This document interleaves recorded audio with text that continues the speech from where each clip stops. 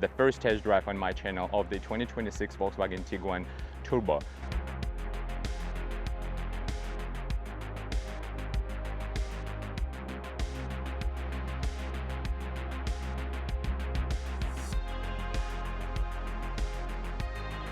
I can see the difference between the regular Tiguan and this one immediately.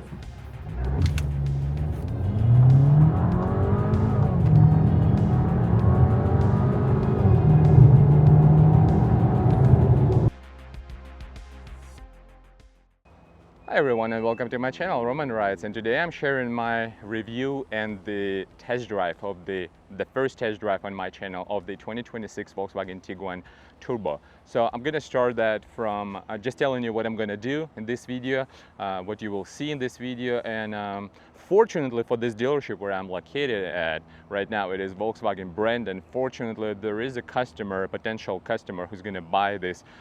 Before he does that, he wanted to test this vehicle. That's why I don't have it behind me right now, but I was fortunate enough to test it. So right before this customer came into this dealership to test drive the vehicle and potentially buy this vehicle, I had already tested this vehicle before he showed up here. So I'm gonna start from the price. I'm gonna start from a quick specs sheet about this vehicle in comparison to the regular Volkswagen Tiguan, and then we'll just hop in that new 2026 Turbo, and we'll see how it drives. We'll do 0 to 100 kilometers per hour acceleration using Drag It to see what's the real difference from one pedal acceleration. I'm not gonna try to squeeze all juices out of that turbocharged engine, but it's just a real life case scenario, one pedal driving, flooring that in a sport mode.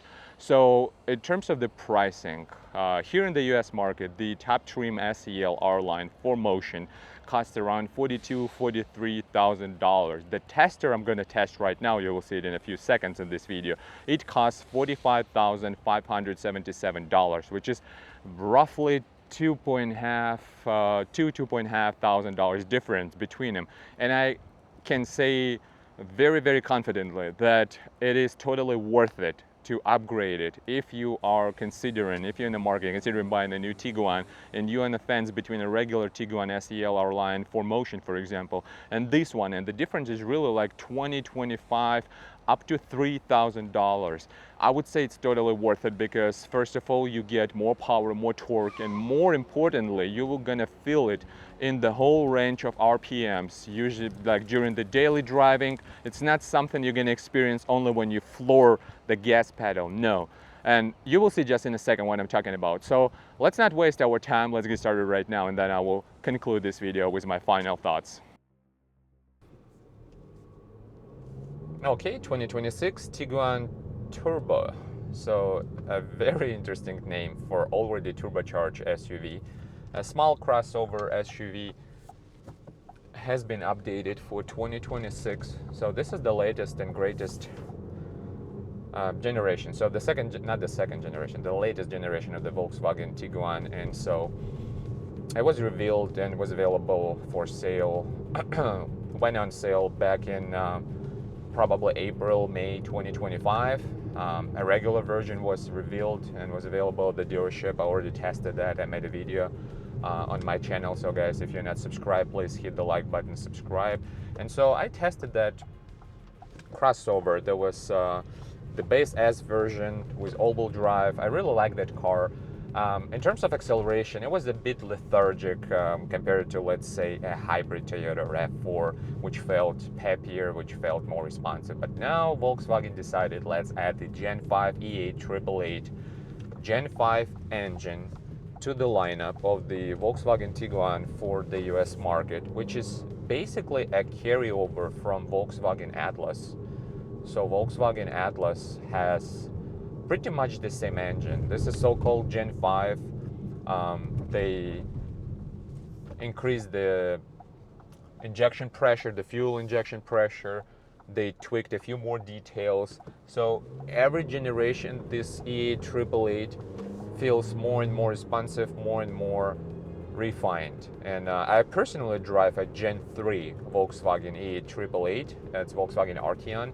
And I can see the difference between the regular Tiguan and this one immediately from the first I don't know, first 100 feet you drive this car, it is immensely more responsible than, more responsible, right? It is immensely more responsive than what we had before.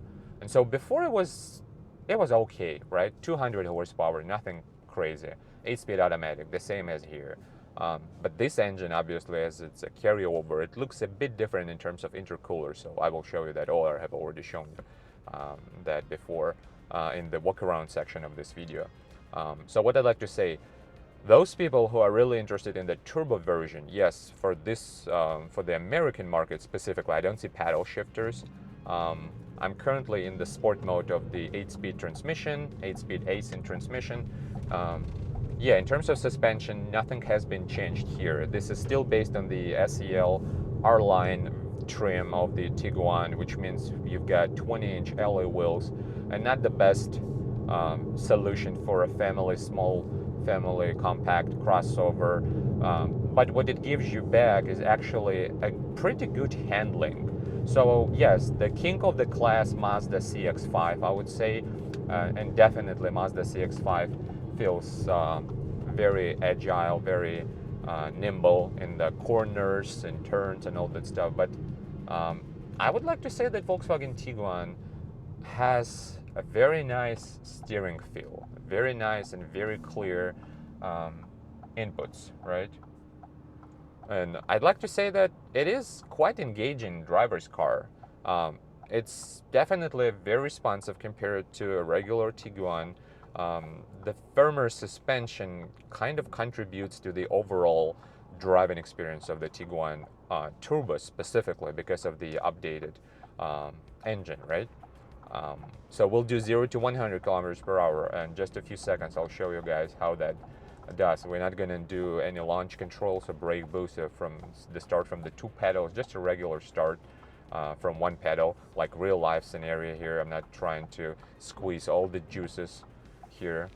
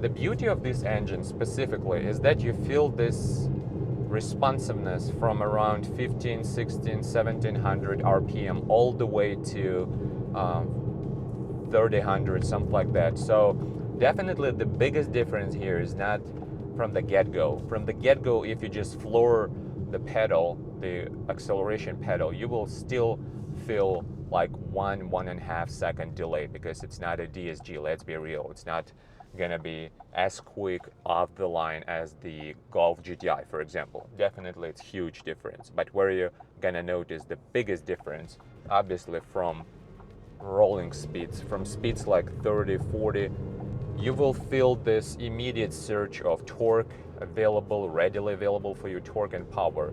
It looks like, it is very interesting sensation that, you know, it looks like as if someone actually pushes you from behind. So it is so effortless the way this SUV accelerates from speeds like 30, 40, like we are doing like 40 right now, and you just slightly touch the gas pedal and you immediately feel the acceleration. And it's kind of present in a regular Tiguan, but you have to touch the gas pedal a bit more, so you have to press it firmly to get this same acceleration and sensation of the torque, which is quite different. But here, everything is so effortless and so immediate. So immediate response, like right now, yeah. From the lowest RPMs, from the lowest RPM range, you definitely feel the huge difference between a regular Tiguan. And I really like the steering wheel, the steering input, the brakes. Even though the brakes feel very similar, almost the same in terms of the braking performance as the non-turbo trim, which obviously sounds a bit silly to me, right? Because they're all turbocharged, but somehow Volkswagen decided to give this SUV a separate trim name, Turbo. So let's do 0 to 100 quickly, just one pedal driving.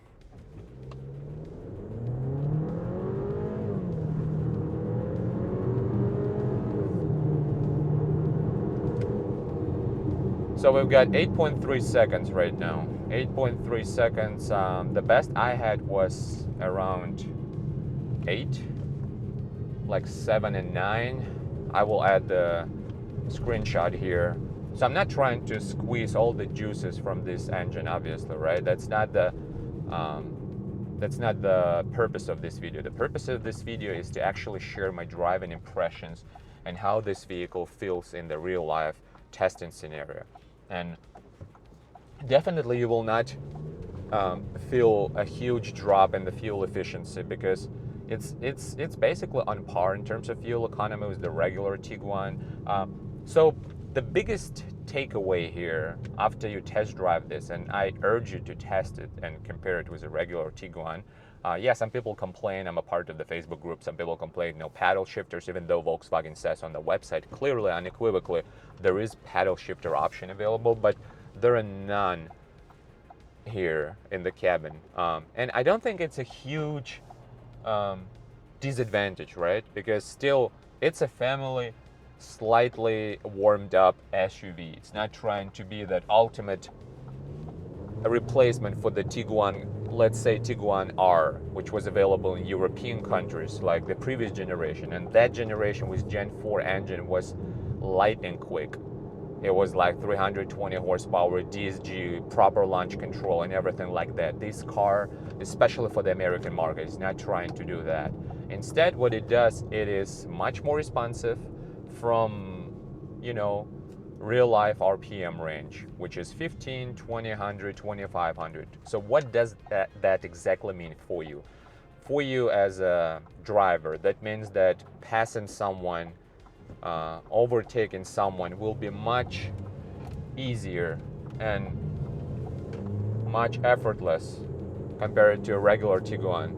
Just take a look, it just reaches 45, 50 miles per hour like it's nothing.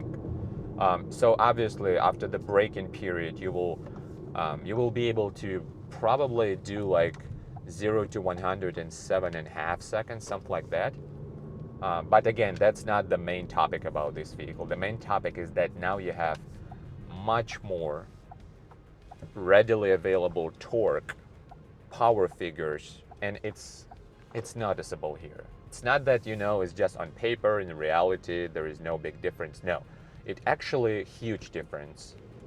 The reaction on the gas pedal, right, is just immediate. Yes, we're in a sport mode for sure. This is how you're gonna feel the whole difference, the whole new level of performance.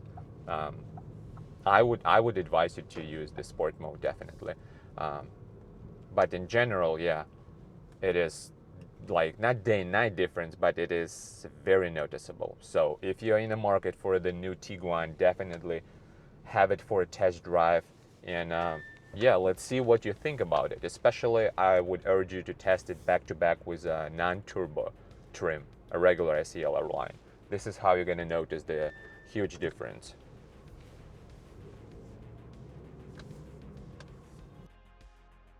All right, final thoughts after the test drive of the 2026 Tiguan Turbo. What I'd like to say, first of all, 0 to 60, 0 to 100 kilometers per hour results.